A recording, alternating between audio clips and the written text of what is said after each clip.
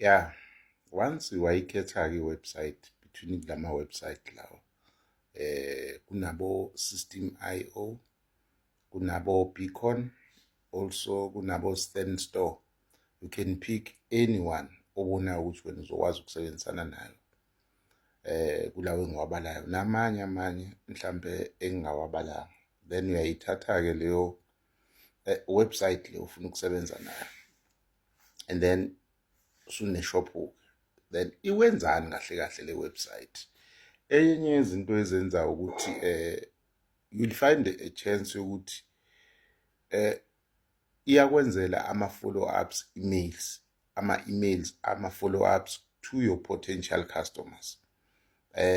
Once umuntu wangena on your shop and start mhlawumbe check ama-product akhona, enzele ukuthi window shopping, mhlawumbe aphume engathathanga eyodwa yalama product.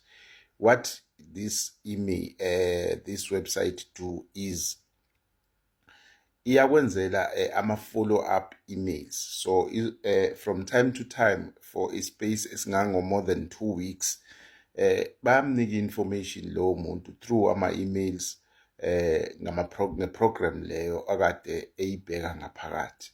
So iyakwenzela ama-follow-ups, and iyakusiza futhi nakakhulu uma ungabe wenza lento le ekuthiwa ama-ads.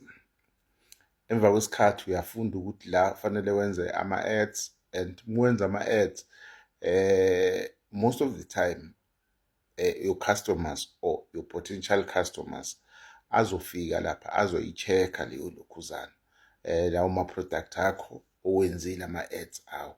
Then yona-ke will kick in ngokuthi ikwenzele ini that follow-up yama-emails akhona lapho. So nje your shop iya-operator 24/7. Wena ngekathulele yona iyakusebenzela. Ingakho it's automated. Bethi i-automated because ngekhathi wena ulele uyezwa nje ukuthi kukhona umuntu osengenile waphinde waze wathenga wena ungazi. Wena nje you get a notified i-notification esho ukuthi somebody Star Sam sethengile lapha. Yeah.